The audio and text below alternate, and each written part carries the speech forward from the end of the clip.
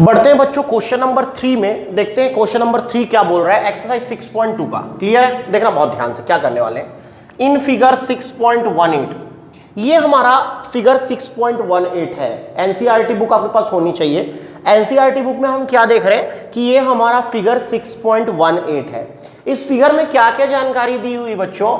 If LM parallel to CB, ये जो LM है, ये LM है वो पैरेलल है CB के, ये दोनों आपस में पैरेलल है। ये LM पैरेलल टू CB के है and LN parallel to CD, LN भी पैरेलल है किसके? CD के है। तो प्रूव दैट, तो आपको क्या प्रूव करके देना है कि AM upon AB is equals to AN upon AD, ये हमको प्रूव करके देना है। क्लियर है बात? सबसे पहली बात है हम लोग क्या लिखेंगे बच्चों? गिवन दैट, क्या दिया गया है? तो हमको दिया गया है LM parallel to CB and LN parallel to CD, parallel to CD, ये हमको दिया गया है। अगली बात बोल रहा है प्रूव दैट, क्या प्रूफ करना है? तो हमको प्रूफ करना है बच्चों AM upon AB is equals to AN upon AD, ये हमको प्रूफ करके देना है। सबसे पहली बात मैं आपको ये बता देना चाहता हूं कि थेल्स थ्योरम और कन्वर्स ऑफ थेल्स थ्योरम दोनों ही ट्रायंगल में लगते हैं। ये बात हमको पता होना चाहिए। दोनों कहां लगते हैं?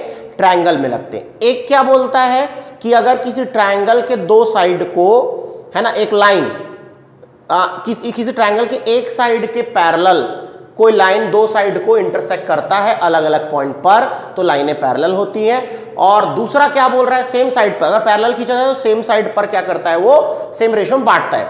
ठीक है। और दूसरा कन्वर्स क्या बोलता है? अगर सेम रेशियो में बांट दिया तो लाइनें क्या होंगी? आपस में पैरेलल। ठीक है, दोनों एक दूसरे के उल्टे हैं, कन्वर्स है। ठीक है बच्चों, प्रतिलोम है।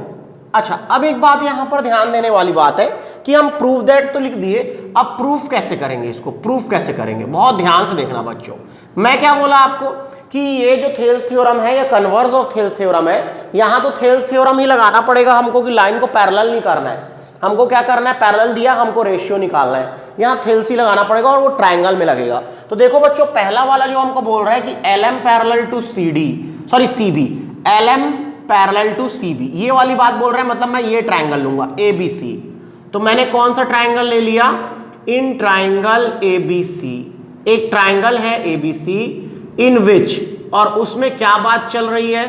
उसमें ये बात चल रही है कि LM जो होगा वो पैरेलल होगा, LM जो होगा वो पैरेलल होगा CB के, LM जो होगा वो पैरेलल होगा किसके? CB के। तो अगर ये वाले साइड के पैरेलल है बच्चों, तो इनके साइड का रेशियो कैसा होगा? इक्वल होगा। मतलब मैं क्या बोलना चाह रहा हूं अब? AM upon MB, AM upon MB is equals to AL upon CL, AL upon CL। नहीं होगा, आप खुद सोचो। ठीक है, अगर ये दोनों लाइनें पैरेलल है तो इनके साइड का रेशियो प्रोपोर्शनल होगा। कौन बोलता था ये? बाय BPT हमने लिखा, by Thales theorem, by BPT basic proportionality theorem से हमने लिखा। क्लियर है बात? सेम बच्चों हम क्या करेंगे, यहां पर इसको इक्वेशन फर्स्ट ले लो। अब ले रहे हैं हम कौन सा? अगला LN parallel to CD। LN कौन है? ये LN है। ठीक है, ये LN है, ये LN पैरेलल है CD के। LN किसके पैरेलल है? CD के। तो पैरेलल है तो मतलब इस ट्रायंगल में भी क्या लग सकता है? Thales theorem. तो ADC, इन ट्रायंगल ADC, एक ट्रायंगल है ADC इन विच, जिसमें कि क्या होगा? LN पैरेलल होगा CD के, LN पैरेलल होगा CD के। ये हमको दिया हुआ है, तो हम क्या लिख देंगे अब इसका ratio? AN upon DN, AN upon ND या DN is equals to AL upon CL। हम ये बात क्यों लिख सकते हैं? क्योंकि आपको BPT ने ये बताया है कि अगर लाइनें पैरेलल हैं तो साइड का रेशियो प्रोपोर्शनल होता है। अगर कोई ट्रायंगल है उसके एक साइड के पैरेलल कोई लाइन खींची जाती है तो साइड का रेशियो प्रोपोर्शनल हो जाता है, ये बोला था उसने। ठीक है, तो बाय BPT लिख दिया और ये हो गया मेरा सेकंड। अब आप बच्चों बाय 1 एंड 2 कर दो, अच्छे से देखो इक्वेशन 1 एंड 2 को, बाय 1 एंड 2, इक्वेशन 1 और 2 को बहुत ध्यान से देखो। हमने देखा कि AL/CL ये दोनों आपस में इक्वल है, तो ये दोनों भी आपस में इक्वल होंगे। क्यों?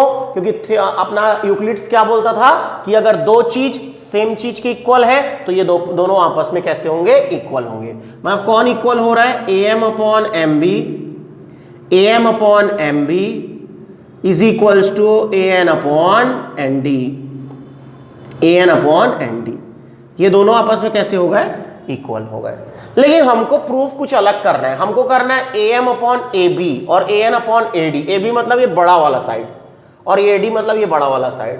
तो हम क्या करेंगे, एक तो कोरोलरी से डायरेक्ट कर सकते हैं कि भाई हम लोग एक क्वेश्चन किए, एक एग्जांपल किए कि होता है नहीं, और नहीं होता है तो हम इस तरीके से कर देंगे। देखो कैसे करेंगे, पहले तो इसको रेसिप्रोकल कर दो बच्चों, क्योंकि मेरे को AM रखना है, मेरे को AM रखना है, AN रखना है, AM और AN चाहिए मेरे को, ये रखना पड़ेगा।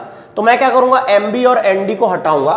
तो मैंने सबसे पहले क्या कर दिया, इसको रेसिप्रोकल कर दिया। तो इसका रेसिप्रोकल करूंगा मैं तो क्या हो जाएगा, MB/AM है ना, इज इक्वल्स टू ND/AN है ना। ये क्या हुआ, हमने क्या किया, बाय रेसिप्रोकल, रेसिप्रोकल कर दिया बच्चों, इसका उल्टा कर दिया इसको, ठीक है, रेसिप्रोकल कर दिया। अब करेंगे क्या, adding one both side, adding one both side, दोनों साइड पर 1 जोड़ दो। तो मैंने दोनों साइड पे 1 जोड़ा, तो MB/AM plus 1 is equals to ND/AN plus 1। ये बात समझ आ रही है? ये हमने दोनों साइड पर 1 जोड़ दिया। तो अब दोनों का एलसीएम लूंगा तो मैं क्या आ जाएगा, AM, तो यहां क्या बचेगा बच्चों, MB प्लस AM, और यहां से क्या होगा, दोनों का एलसीएम आ जाएगा AN ND प्लस AN। ये हमने कर दिया। क्लियर है यहां तक? यहां तक सब बातें क्लियर हैं? ओके। अब ध्यान दीजिएगा, MB और AM, MB और AM को जब मैं जोड़ूंगा तो क्या बनाएगा, वो AB बनाएगा बच्चों। क्या बनाएगा? AB। और नीचे कौन है, AM इज इक्वल्स टू, अब मैं ND और AN को जोड़ूंगा तो क्या बनाएगा, AD, ये बनाएगा AD और अपॉन पे AN है ना। अब हमको AM ऊपर चाहिए तो इसको फिर से रेसिप्रोकल कर दो, दोनों साइड को करना रहता है, ये याद रखना, कोई भी एक साइड को आप नहीं पलट सकते, दोनों साइड को पलटोगे।